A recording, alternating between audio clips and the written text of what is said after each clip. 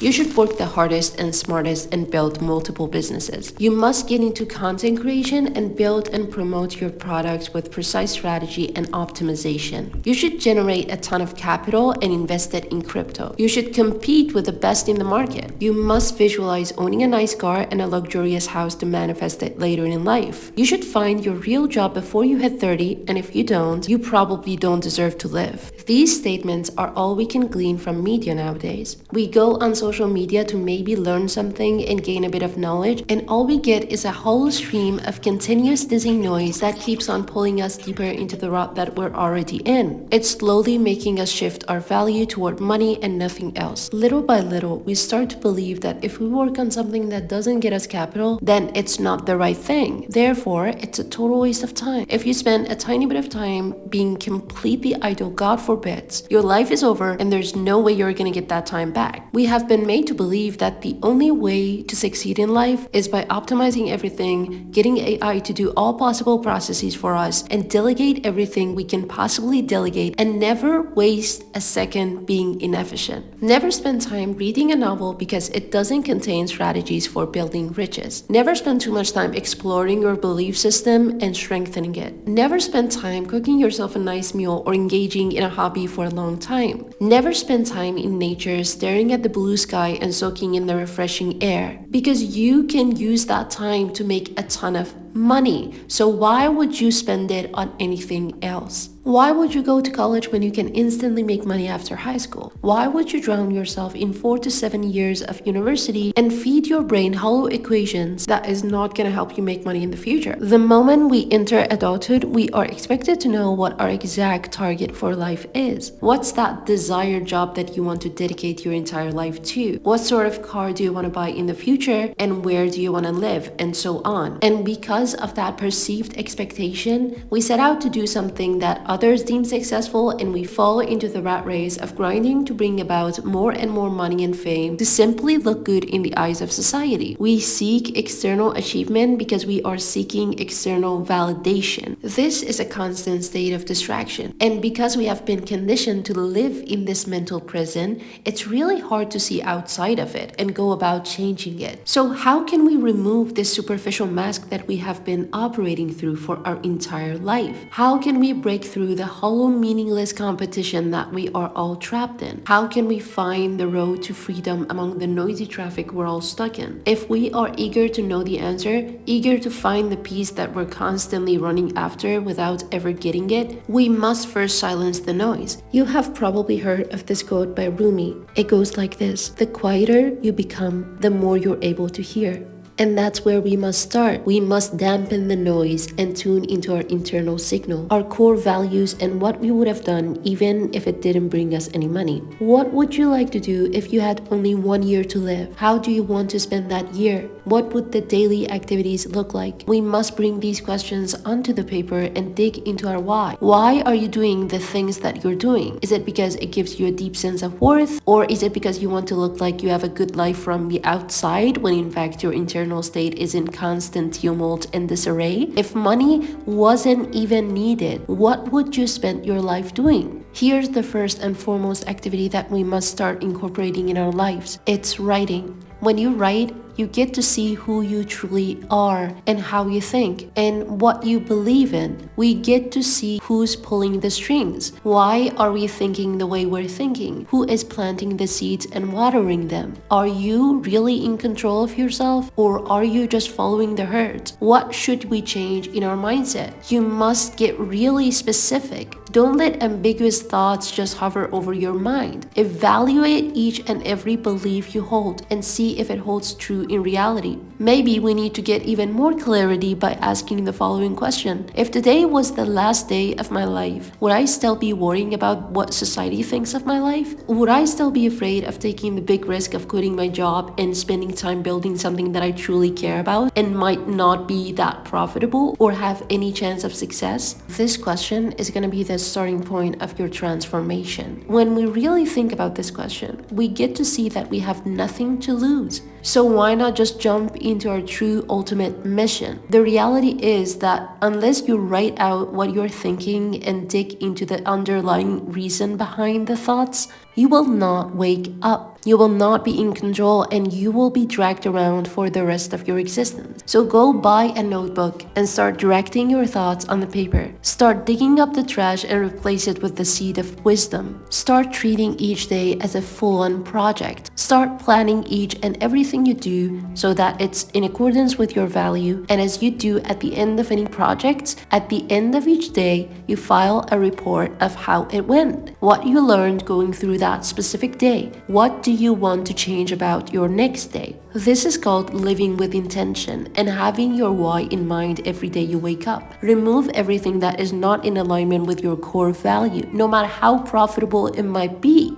Just don't do it. Even if it makes you a billionaire, it's not worth it. And don't just take my words for it. Even the creator of Great Riches emphasizes this so much. Here's what Steve Jobs said. I got a lot of advice from people that said, you've got to just let it slide. You shouldn't go after a journalist because they bought stolen property. Apple's a big company now. You don't want the PR. You should let it slide. And I thought deeply about this, and I ended up concluding that the worst thing that could possibly happen as we get big and we get a little more influence in the world is if we change our core values and start letting it slide. I can't do that. I'd rather quit. You know, you go back 5 years ago, what would we have done if something like this happened? You go back 10 years ago, we had the same values now as we had then.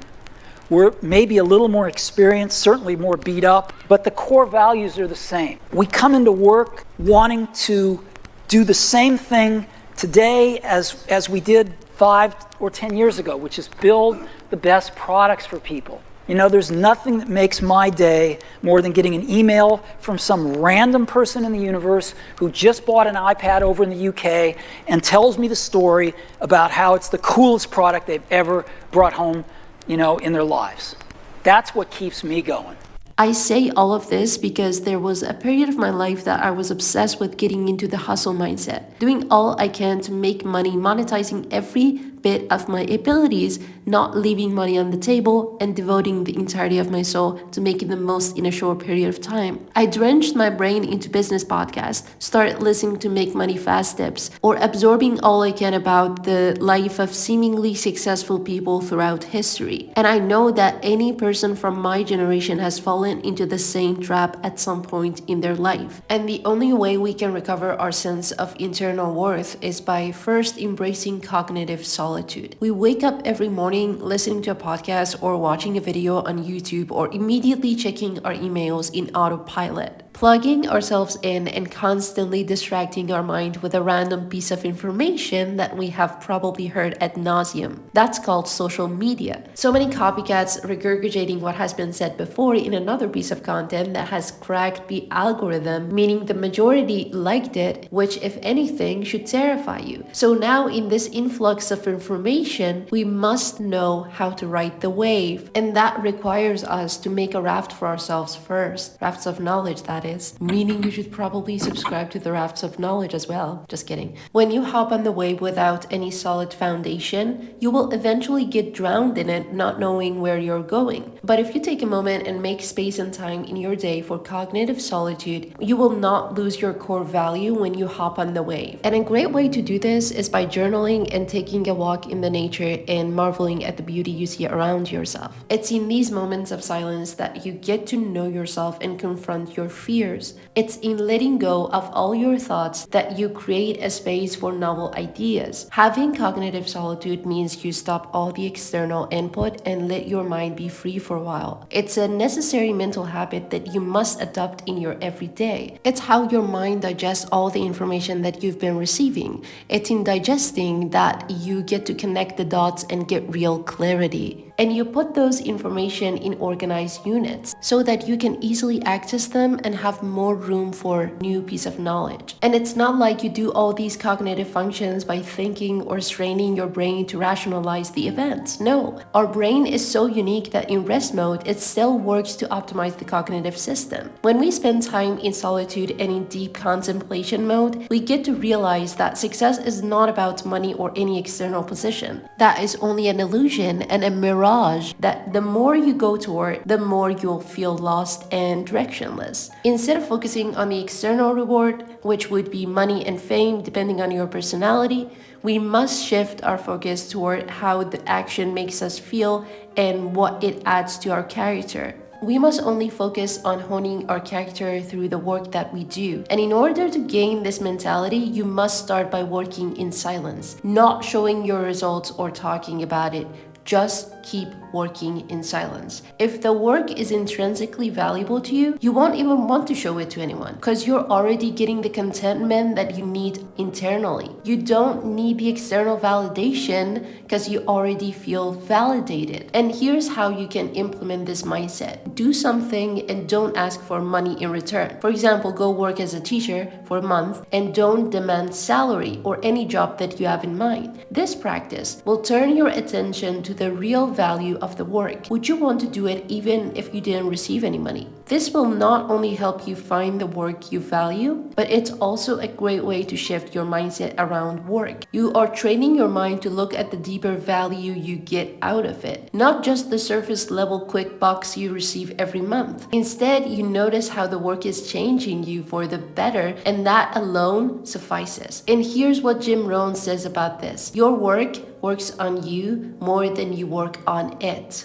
That is how we must measure the effectiveness of our work, by measuring if it has made us a better person in general. And chasing only money makes you so negative and ungrateful, you will be blind to a lot of wisdom and beauty that your work can bring about. And all you can see is that boring piece of paper. It will not only make you negative and anxious, but also boring and passionless. If we were to take money to be the measure of our work's worth, then we won't lift a finger without our mind going immediately to check if the money is coming. And there's this famous mentality rolling around social media, measuring how much your time is worth, which has such a big problem and completely wrong to begin with. If you were to apply this, you will slowly think of yourself as a machine with no human aspect, just like a robot that's always computing and is not capable of any actual human understanding. When I was in the beginning of my content creation journey, I would be thinking to myself, if the internet is promoting contents that have a lower level of vocabulary and the best way to gain popularity is through making the content for the majority, then why would I even bother gaining a rich lexicon and reading hard books and improving my knowledge when the world is rife with people that never touched a single book after they graduated high school, becoming millionaires by gaining attention? That's why I say over and over again, if our only measure of success is money, then gaining knowledge and wisdom becomes completely useless and irrelevant. And society will recede to a point that all living humans will possess the brain and intellect of a 5-year-old, and they would look exactly like the primitive humans of Future in the book The Time Machine by H.G. Wells. So let's focus on honing our character and let that be the measure of our work's worth.